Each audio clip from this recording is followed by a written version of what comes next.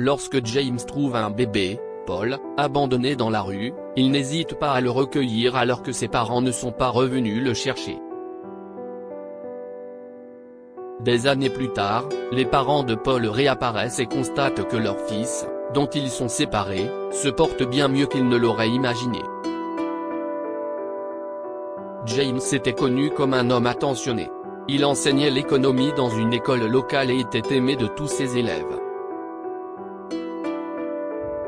Avec sa femme, Harriet, il dirigeait un centre communautaire dans une église voisine et faisait le maximum pour aider les associations caritatives et les soupes populaires.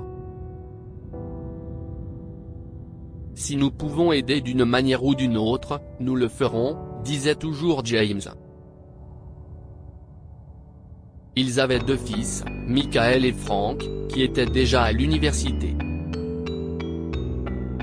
Ils étaient de fervents chrétiens et allaient à l'église tous les dimanches. Un jour, alors qu'il rentre de l'école, James remarque une poussette isolée sur le bord de la rue et éprouve un sentiment étrange. Suivant son instinct, il décide d'arrêter sa voiture pour vérifier. Il fut stupéfait de trouver dans la poussette un jeune garçon atteint du syndrome de Down. James a attendu avec le petit garçon, espérant que ses parents viendraient le chercher, mais personne n'est venu. James a vérifié à nouveau la poussette et a remarqué que les documents du garçon étaient rangés dans l'une des poches. Il s'appelait Paul. James a appelé la police pour signaler la situation, et on lui a dit de venir au poste. Nous n'avons reçu aucun signalement de disparition d'enfant correspondant à la description de ce garçon.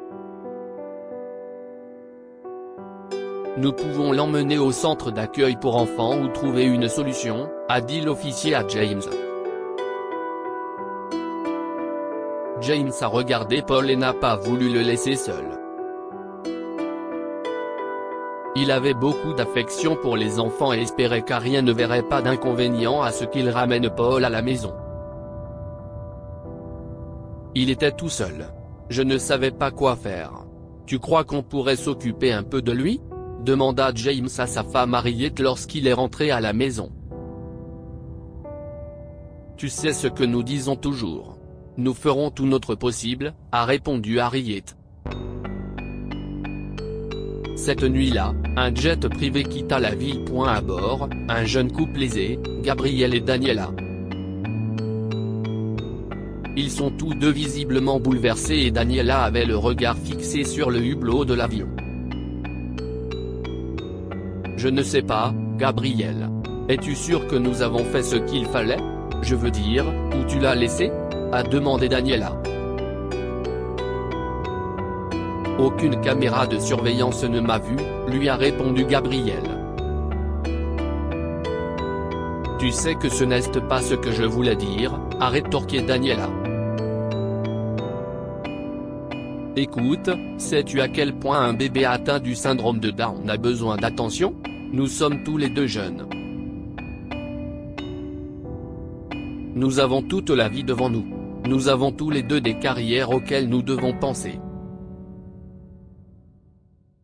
Si est une belle communauté chrétienne là-bas. Je suis sûr que quelqu'un l'accueillera. Si est pour le mieux, a déclaré Gabriel. Gabriel était un jeune homme de 25 ans dont l'entreprise florissante l'amenait à voyager. Il était connu pour être un homme d'affaires froid et rusé qui ne se souciait que de son héritage. Il traitait Daniela comme une femme trophée et prenait toutes les décisions à leur place. Dans les mois qui ont suivi, James et Harriet ont décidé d'adopter Paul. Ils ne pouvaient se résoudre à le laisser dans une famille d'accueil et ont fait le serment de l'élever de manière à ce qu'il ne se considère pas comme un handicapé, mais plutôt comme une personne ayant des aptitudes différentes. Même si James et Harriet pensaient en avoir fini avec les enfants une fois que leurs deux premiers fils seraient entrés à l'université, ils ont été heureux d'élever Paul et de lui donner l'attention dont il avait besoin. Garde toujours la tête haute, quoi qu'il arrive, d'accord ? Ne laisse aucun enfant te taquiner ou te faire sentir mal. Tu peux être le meilleur d'entre nous si tu le veux, disait James à Paul. Il l'aune t'encourager à participer à autant d'activités que possible. La délicate capacité motrice de Paul s'est développée à un rythme qui a surpris les médecins. De plus, les aptitudes sociales du garçon n'ont pas été entravées par son syndrome de Down. Il est aimé et respecté dans sa communauté. Paul était particulièrement intéressé par les jours de marché de son école. Il vendait des desserts faits maison, comme des muffins et des gâteaux, mais son plus grand succès était sa crème glacée maison. À la grande surprise de James et Harriet, le voisinage est devenu obsédé par les glaces de Paul et lui a même demandé d'en faire des quantités supplémentaires lorsqu'il n'y avait pas de marché. Un de ces jours, il faudra que je commence à conduire un camion de glace dans la ville, a dit Paul en plaisantant. Cela donna une idée à Jacques. Et s'il le faisait, pensa-t-il. Il en parla à ses deux fils aînés lorsqu'ils rentrèrent de l'université pour les vacances. Écoutez, Michael, Frank. Il faut que vous goûtiez la glace de Paul. Je veux dire, ce gamin est un magicien de la glace. Il plaisantait sur l'achat d'un camion de glace, mais il ferait un malheur l'été prochain s'il essayait, a déclaré James. Il y a un type à l'université. Son père possède une entreprise de rénovation de voitures. Peut-être que si nous achetons un vieux camion de glace, nous pourrons le faire réparer et le repeindre. Qui sait ? Le gamin pourrait vendre ses glaces pendant l'été, a répondu Michael. Les trois ont décidé d'offrir à Paul un camion de glace pour son 17e anniversaire, juste avant les vacances d'été. La glace de Paul est restée le secret le mieux gardé de la ville pendant toute l'année, jusque mai. Le jour de son anniversaire, James obligea Paul à fermer les yeux et à l'accompagner à l'extérieur.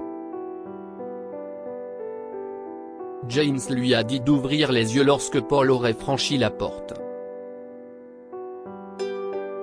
À la grande surprise de Paul, Michael et Frank se tenaient devant un camion rouge et blanc rutilant avec les mots crème glacée à vendre écrits sur le côté. Mais, je ne sais même pas encore conduire, a dit Paul, incrédule. Il faut bien que quelqu'un serve la glace, petit, a répondu Frank. Paul a serré Jacques dans ses bras avant de courir embrasser ses frères aînés. Paul a inspecté le camion avec beaucoup d'excitation. Ils ont installé à l'arrière tout ce dont Paul aurait besoin pour vendre des glaces. Eh bien, si est-il réglé. Les glaces de Paul seront en vente tout l'été, s'exclama Jacques. Chaque jour, Paul préparait des quantités de glace fraîches, déclinées en 7 parfums. James, Michael et Frank se sont relayés pour conduire le camion en ville pendant que Paul vendait par la fenêtre latérale. Les affaires ont immédiatement explosé et Paul a dû fabriquer des quantités de plus en plus importantes pour répondre à la demande. Il n'a jamais été aussi heureux et remercie chaque jour sa famille adoptive pour son soutien. Pendant ce temps, Gabriel et Daniela traversaient la ville en voiture.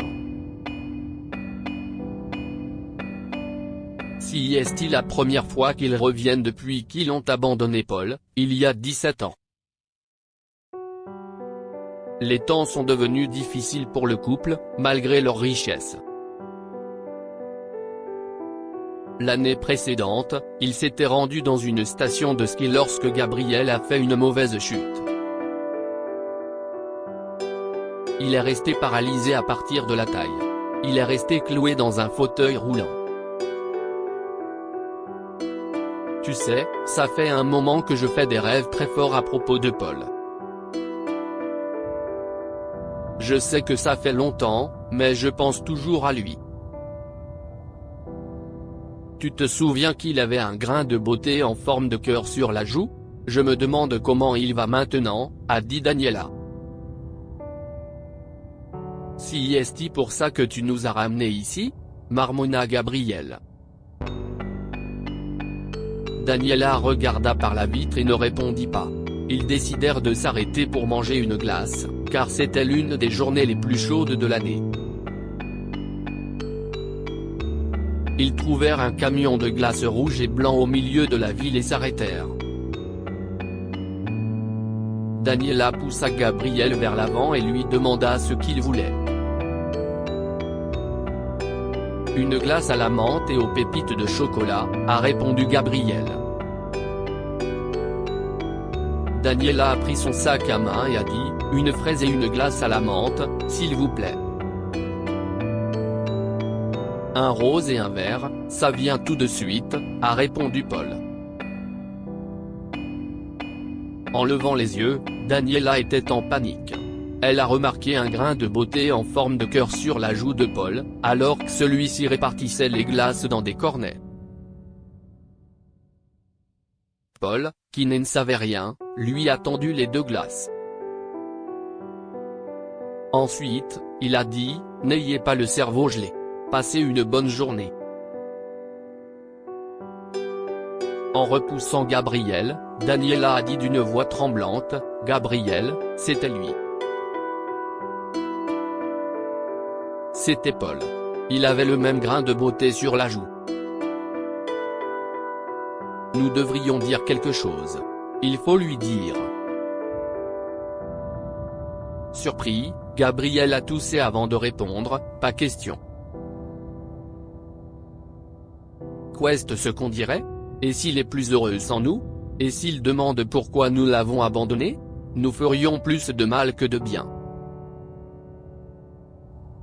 Donne-moi ton portefeuille, tout de suite, a demandé Daniela. Gabrielle tendit son portefeuille à sa femme d'un air confus. Daniela s'est précipitée vers le camion de glace et a dit, prends cet argent et donne un tas de glace gratuitement. Si est pour nous. Merci, madame. Ils vont vraiment apprécier, a répondu Paul d'un air confus. Réalisant que l'argent couvrirait tous ses lots de la journée, Paul continua à crier, une seule fois, de la glace gratuite. Elle est offerte par la maison, ou plutôt par le camion. Profitez-en pendant qu'il fait froid, mesdames et messieurs. Daniela et Gabrielle se sont installés dans un hôtel local et ont continué à se disputer toute la soirée. Daniela finit par convaincre Gabrielle qu'il devait dire quelque chose à Paul, sinon il le regretterait pour le reste de leur vie. Le lendemain, ils ont retrouvé le camion de glace de Paul et lui ont révélé la vérité. Quand tu étais bébé, nous t'avons laissé dans cette ville. Depuis, nous avons honte et nous pensons à toi tout le temps. Nous sommes tellement désolés de t'avoir fait ça et de t'avoir laissé pour mort. Nous espérons que tu ne nous détestes pas. Nous sommes si heureux de te voir prospérer, a dit Daniela à Paul. Je ne te déteste pas, Daniela. Je ne te déteste pas non plus, Gabrielle, a commencé Paul calmement. Le Seigneur travaille de façon mystérieuse. Alors peut-être que je devrais vous remercier. Merci de m'avoir aidé à trouver un père aimant, une mère aimante et 2 frères aimants. Je suis vraiment heureux. vous avez l'air très chic, et vous auriez pu me donner tout l'argent du monde. Mais en fait, je veux juste faire de bonnes glaces et passer du temps avec ma famille, a dit l'adolescente en souriant légèrement. J'espère vous voir tous, mais vous devrez acheter une fraise et un morceau de chocolat à la menthe.